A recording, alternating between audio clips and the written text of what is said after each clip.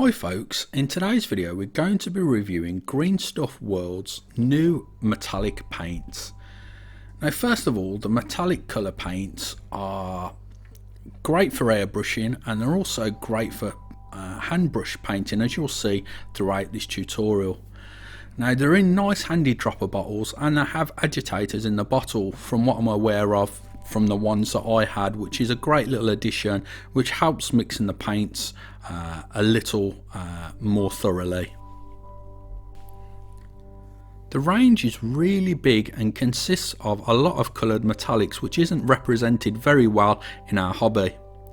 Here you can see I'm going to add some of the red metallic paint into this lid, but as you can see I couldn't actually squirt out any of the paint, as you need to unblock the nozzle or pierce it, if you will, with a needle.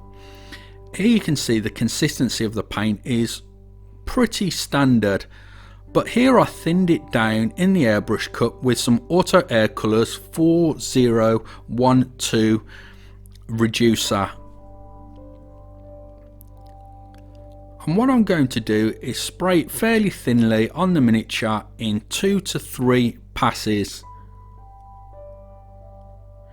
As you can see, spraying out of the airbrush now, it's been thinned down beautifully. I have to note that I'm using an Iwata Eclipse 0.35 needle nozzle airbrush, and it really struggles to paint with this metallic paint if you don't thin it, which I'll demonstrate a little later on in the video. So just note that if you are going to airbrush these metallics, you're really going to have to thin them unless you have a very large needle nozzle airbrush like a 0.75 for example. Here I'm just doing exactly the same thing using the same colour, and this time I'm spraying in much finer mist coats. So this time I lay down about 4 mist coats to get a nice even smooth coverage.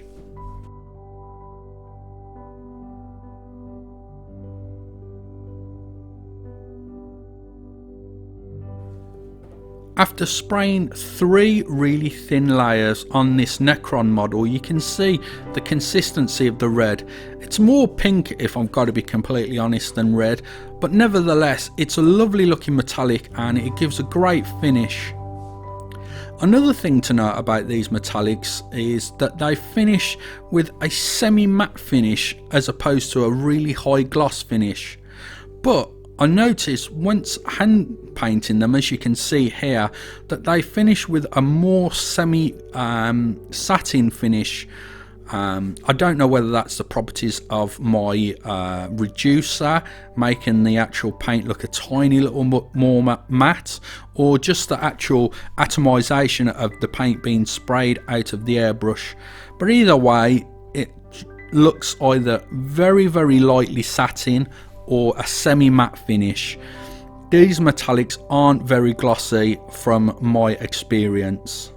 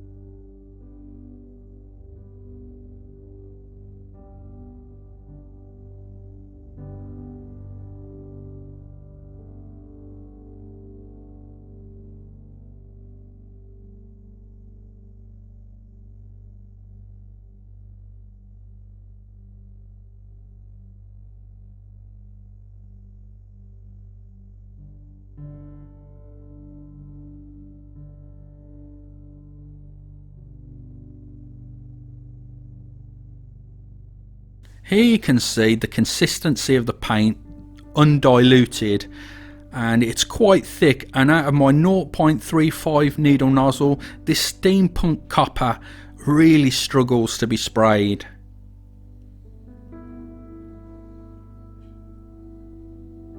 As you can see, it is spraying, but I'm spraying at about 35 psi just to force the paint out, and it's just not painting as well as it should.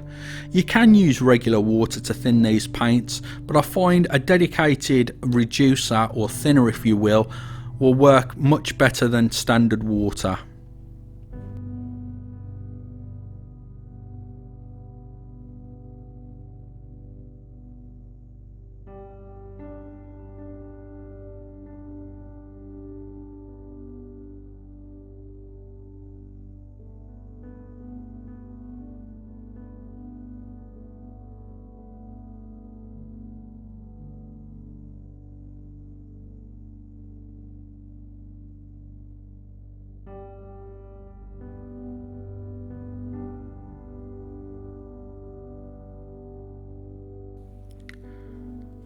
And here I'm giving it a second coat of that colour, and as you can see, it's really starting to look really nice now as this second layer of paint is being applied.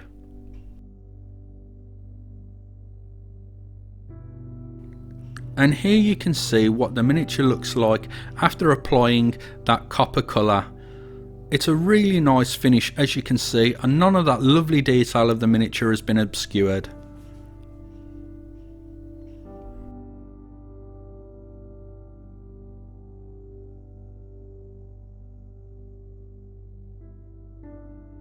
Now we're going to airbrush dark bronze.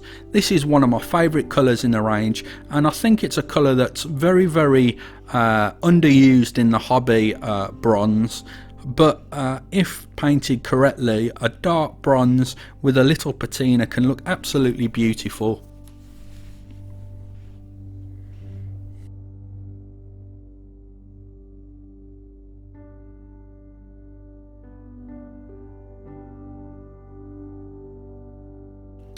And here you can see the finished result of the dark bronze.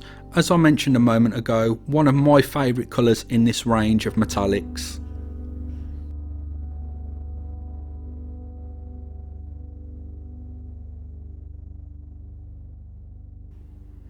I decided to add a little bit of the copper over the dark bronze just to see if I could actually add a nice highlight. And as you can see, it works really well, just adding a bit of copper over the dark bronze.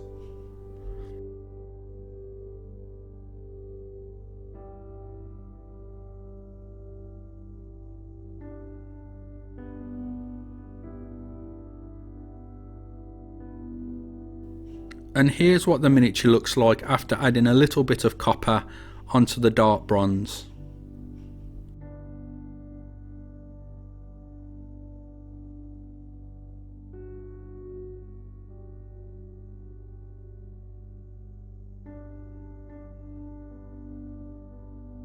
Now we're going to spray Siren Green, and as you can see, it paints really nice, but again, you're not going to get one coat coverage out of the airbrush with these paints, as you really need to thin them.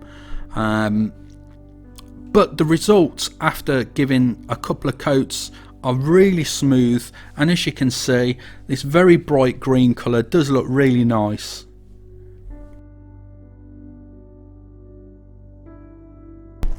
And here we can see what the miniature looks like after 2 passes of the airbrush was applied.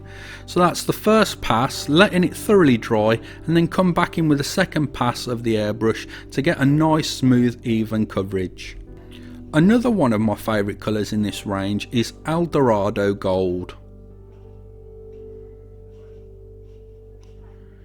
Here you can see that this gives really great coverage, almost one coat, but I do give it another coat after the first one is applied just to make sure it's a 100% solid colour.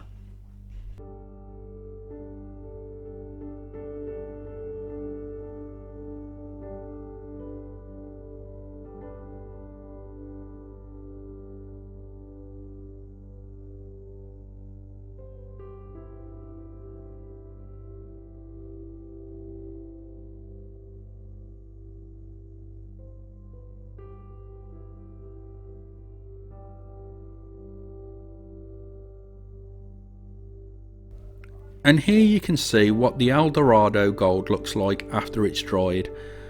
Again, this is a really semi-matte finish to the metallic, and if you was actually painting true metallic metals, these would give really great results.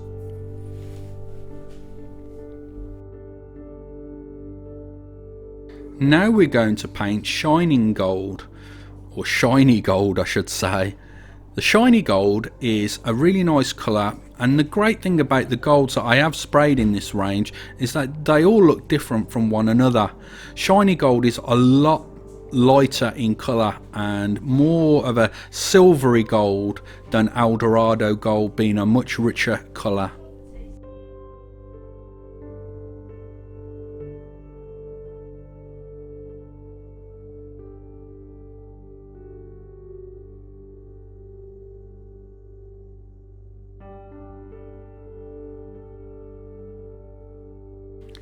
And here you can see the difference in the two golds from Eldorado on the left and shiny gold on the right.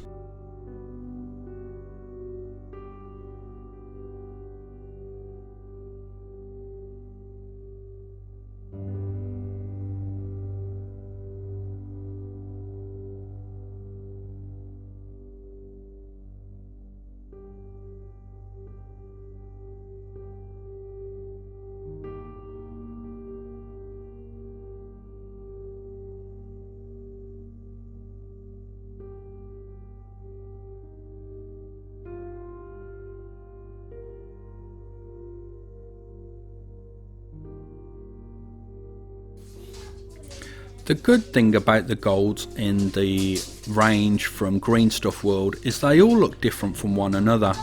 The Eldorado gold and the shiny gold being very nice colours indeed.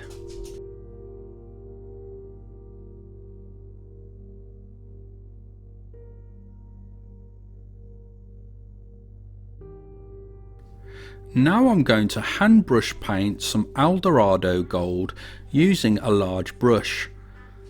As you can see, I've thinned the paint down with a tiny little water, and it's giving really nice coverage, but you're still going to need to give 2 coats to get a nice smooth even coverage.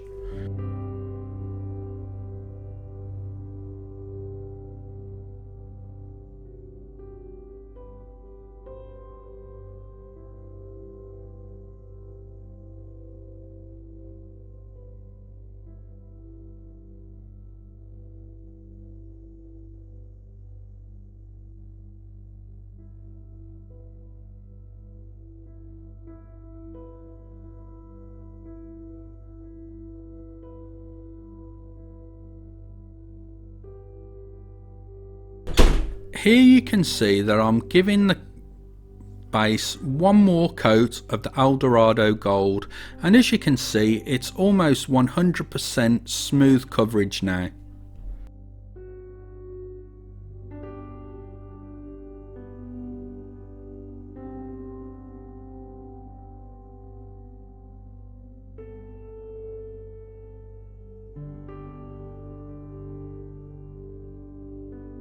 And here's what the base looks like after applying 2 thin layers, and here you can see the left one being airbrushed. It's always going to be slightly smoother being airbrushed, but even with a brush it still looks really nice.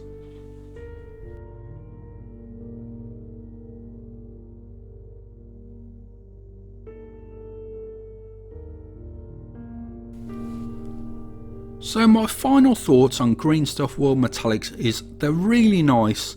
I love the fact that it's a really vast range and there's so many different colours to choose from. Even the coloured metallics, which you may find that you don't really have that much of a use for, could be great for other people.